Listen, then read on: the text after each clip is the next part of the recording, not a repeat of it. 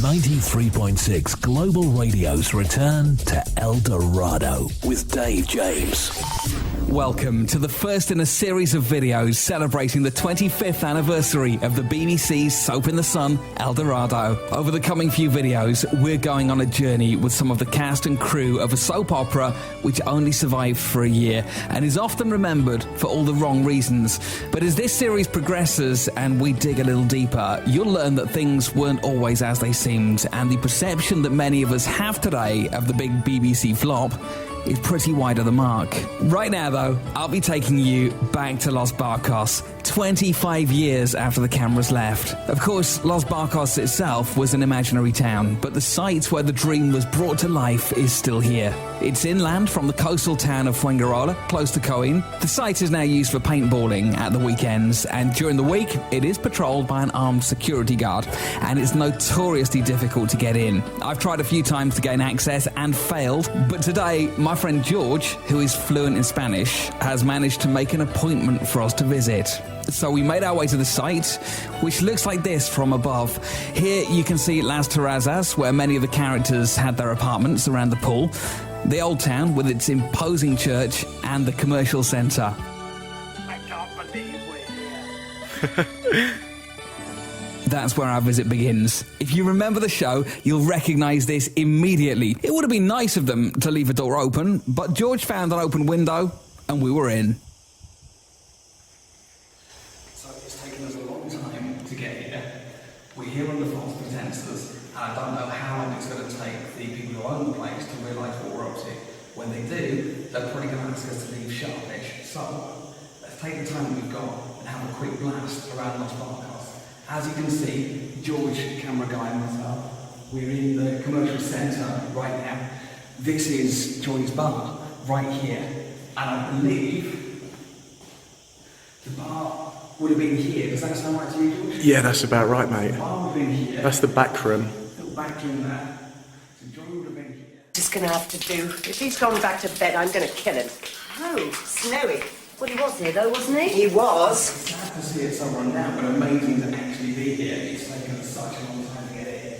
3D, you can see it's fully all complex, and I don't think it was used on the show. Maybe that was put in afterwards.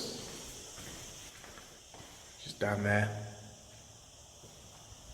Let's walk around the rest of the shopping centre, see what we can see. We're now outside Joy's bar on the upper floor. This was the pizza shop where Pilar worked, and Marcus didn't like it. So this must have been the restaurant. No, this isn't big enough, is it, for the restaurant? No, this isn't big enough for the restaurant, no. But we were wrong. It is big enough. This is the restaurant.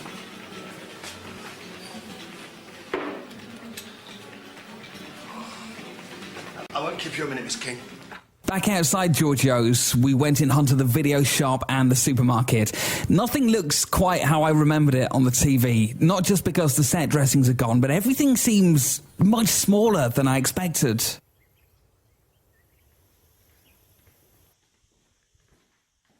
I think we're going to have to jump through a window here.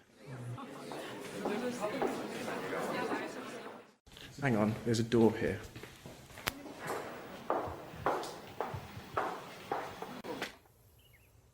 This is all that's left of the inside of the health spa. Best way to start the day. Get rid of any tension. We were so ridiculously excited to be in here, but quite on edge as well, because we knew we wouldn't get to stay if the owners of the site realised what we were up to.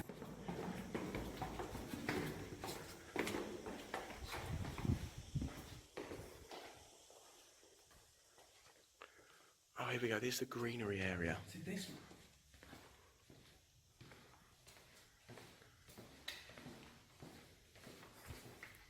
What's in here? It's just a hallway to nothing. There's obviously been something living in here. Like a person or something. So we're now downstairs on the shopping centre set, and here you'd have had Drew's second-hand bookshop and the video shop.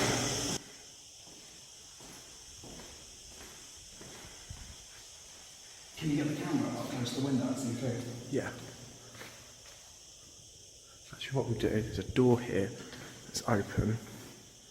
You actually go inside, and here we go. This is obviously a they've done sound and cameras. Hi, it's Bob.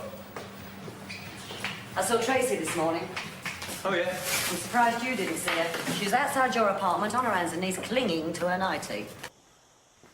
And here's the cafeteria at the end here. This is the cafe set, and I think the supermarket would have been on the right. It's quite hard to get your bearings and place where everything would have been. Blair, would you come here for a moment, please? It's all very echoey in here, but it's still in good condition. Here's a clip from the show where you can see this part of the set in use. Oi, what's going on? Come back.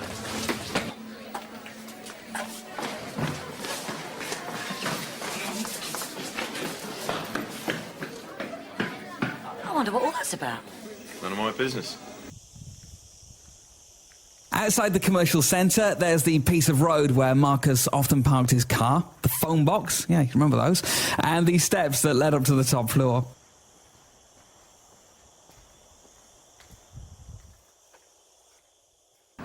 Morning. Hello. Thanks for the party last night. I don't think I've had such a good time.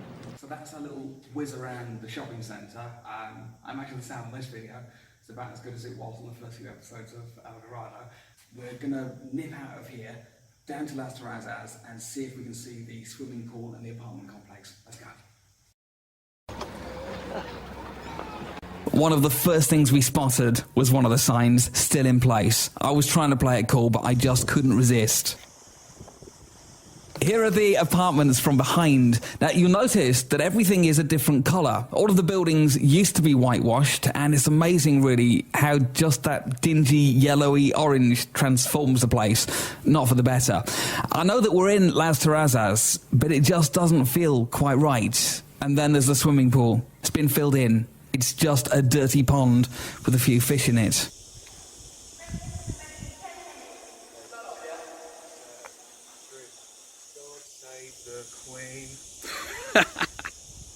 When George had finished his Drew impression, we went to look around the buildings. We did find a villa with a door open. I've highlighted it here on this picture of the set for you. From the outside, it seems to be similar in layout to Bunny's villa and the one the Lockheads lived in.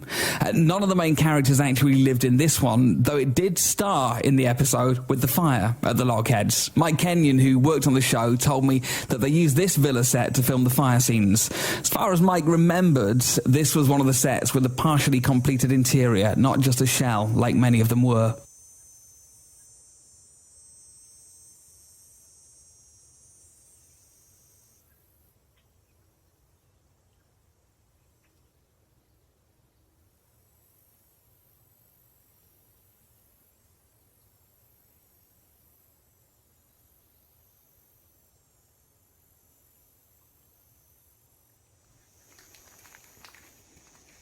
Back outside, we carried on exploring. I was still pinching myself. I couldn't quite believe that we're here.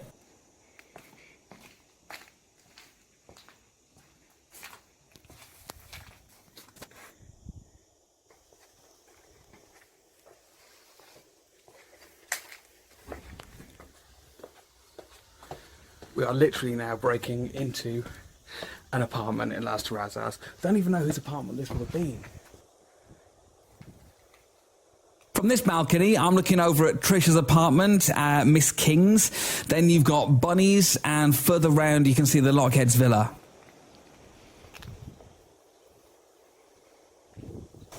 Managed to get inside an apartment at Las Terrazas. Let's take a look round in here. I don't know if they're all the same as this. I imagine they're all built the same. And I don't know which character, if any, lived in this one. But for a while, this site was used as a hotel, and it's still kitted out the same. Telephone, sofa. The master bedroom in here. It's got that fusty old hotel room smell to it as well. George, if you have a look down there, there's even the old hotel room safe still in place. Oh, wow. And then we've got a spare room here. Literally ready for someone to jump in and sleep in.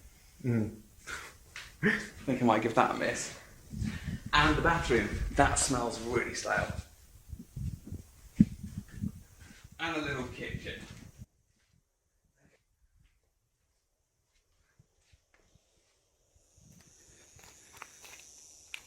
So this is definitely the lockheads.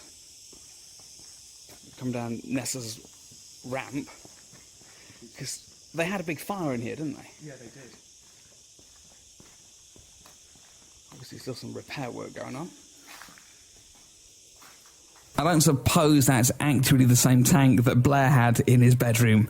If you look at the footage from the show, you'll notice the layout has changed a bit. The front door is now in a different place. But we couldn't hang around here. There was somebody actually inside the villa. I think it was the security guard I mentioned before. So we turned round pretty sharpish. I went for a peek at Bunny and Fizz's villa. At the time, I couldn't put my finger on what was wrong here. You can still see where the Don Roman sign would have been. But if you look at this window, this used to be a door. Here's Fizz coming out of it.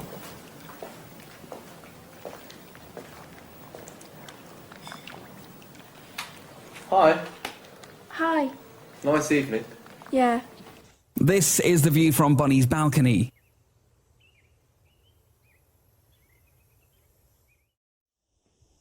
Now we're moving on to the block where Miss King lived. Trish was up here as well, and this may have been Freddie's front door. We had to cut short our jaunt around Las Terrazas because of the security guard.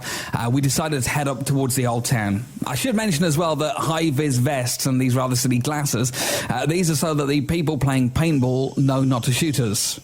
On the way up the hill towards the old town, we saw the petrol station that's behind the commercial centre.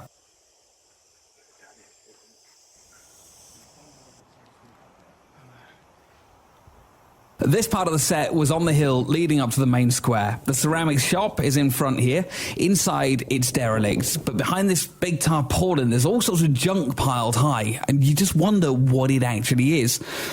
Is it the furniture from Joy's bar? How weird as well to see laundry on the little Juliet balcony. And then on the right is the front of the Expats Theatre. I'm sorry, folks, I'm not going back. It's not a theatre inside, though. Upstairs, it looks out onto Las Terrazas, and it is in a pretty poor state.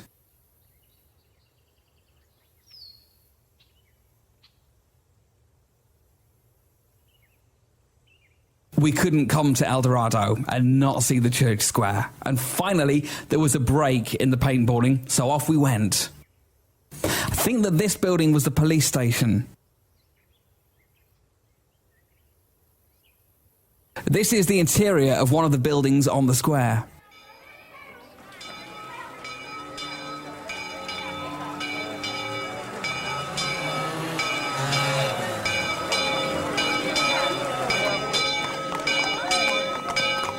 Then all of a sudden the paintballing started up again and we dashed off the set. But this is what Marcus Tandy's apartment looks like from the back. Marcus, open the door!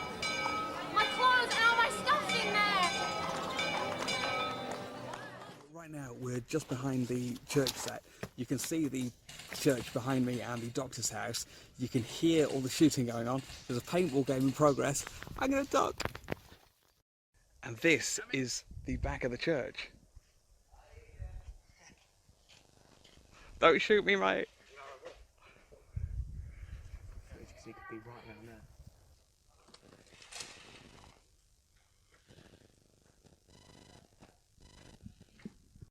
So right now, we're behind the church set for Eldorado, and people are shooting each other. We're going to get out of here before we get shot. I still can't quite believe we did it, but that was it. It's all over. And it was amazing, absolutely fabulous. If you think the road out of the Eldorado set looks familiar, well, this is where they blew up Marcus's car in that last episode.